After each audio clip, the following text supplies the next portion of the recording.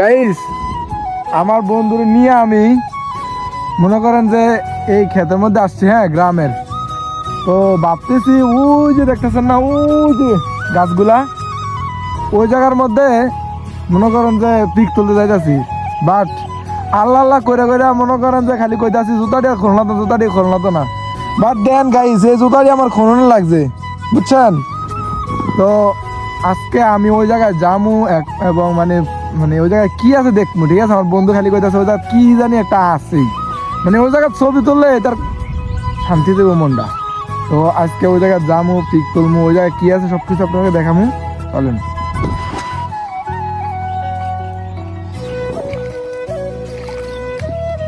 গেল রে, ব্লগ বানাতাম এসে গেল। এই যে দেখছেন না গাছপালা গুলা, এখানে আসার পর বলতেছে ও যে স্কুলে দেখছেন স্কুলটা, এই যে দেখা যায় ওই স্কুলে যাওয়ার জন্য। তো যাক, ওই স্কুলে যাইতেছি এবং পিক তুলমু ওই জায়গায় জায়গা। এই যে দেখছেন নি, ওইটাকে আমি প্রথমে ভাবছিলাম ওইটা হয়তো স্কুল না, এটা তো বাড়ি হতে পারে। তারপর আমি মানে এই জায়গায় আসলাম, আমার বন্ধু বলতেছে এই জায়গায় স্কুল, স্কুল একদম শিওর স্কুল। তো আসলাম, আসার পর দেখি না ওর আইডিয়া ঠিক আছে, হ্যাঁ বাস্তবে স্কুল। আর সবচেয়ে ভালো জিনিসটা কি হয়েছে জানেন, মানে এই জায়গায় আসার পর আমার থেকে মানে অনেক ভালো লাগতেছে, হ্যাঁ, যে শীতল বাতাস, হ্যাঁ, বসন্তের।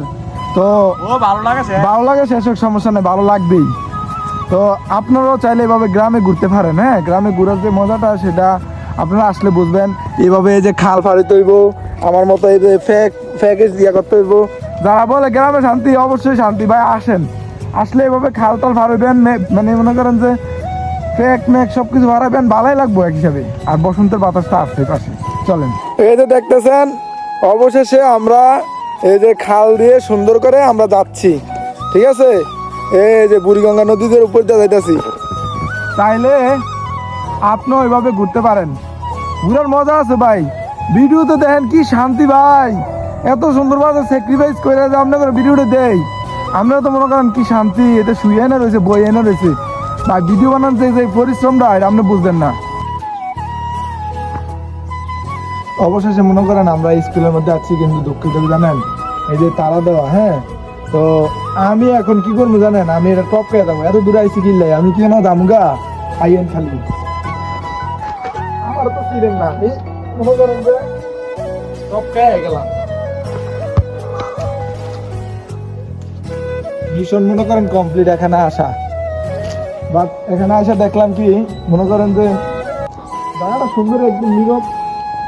আর তালা দেওয়ার মাধ্যমটা আমি মনে করি ভালোই, কারণ এখানে কোনো যে ভাঙচুর করতে পারে বা কিছু করতে পারে। বাট আমার তো আরেকটা জিনিস খারাপ লাগে যে আমরা যুবক, মাঠ রাখছি কি জন্য? খেলাধুলা করার জন্য, হ্যাঁ, আমরা খেলাধুলা করবো। গাইস, আপনারা দেখতে পারতেছেন মারুফ আসছিল প্রথম দেওয়াল টপকিয়ে, কিন্তু আসার পরে দেখে ভিতরে কোনো পা ধোয়ার অথবা হাত পা ধোয়ার কোনো ব্যবস্থা নাই। তো ওই দেখেন মারুফ কোথায় গিয়ে হাত পা ধুচ্ছে, একেবারে ছোরের মতো করে। আপনারা তো সবকিছু দেখলেন। তো মনে করেন যে আমরা যে জায়গা থেকে আসছিলাম, আমাদের গ্রামের থেকে এই জায়গাটা প্রায় কয় কিলো? প্রায় 3 কিলো, 3 থেকে 4 কিলো হইব গাইস।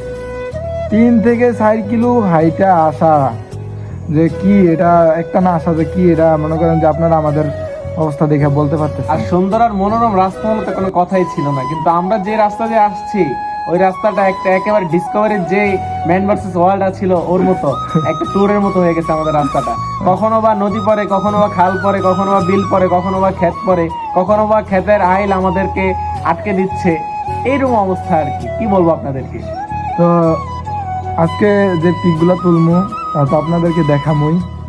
আর এই জায়গাতে যদি কেউ আসতে চান তাহলে অবশ্যই কমেন্টে জানান, আমি লোকেশন কমেন্টে দিয়ে দেবো। আর গাইস, আরেকটা কথা মনে রাখবেন, এখানে কিন্তু ছবি তোলার জন্য শুধুমাত্র আমরা 2 জন আসছি। ছবি তোলার পরে আমি ওর ছবি তুলবো, ও আমার ছবি তুলবে। ছবি তোলার পরে আপনারা কমেন্টে জানাবেন কার ছবি তোলাটা সুন্দর হয়েছে।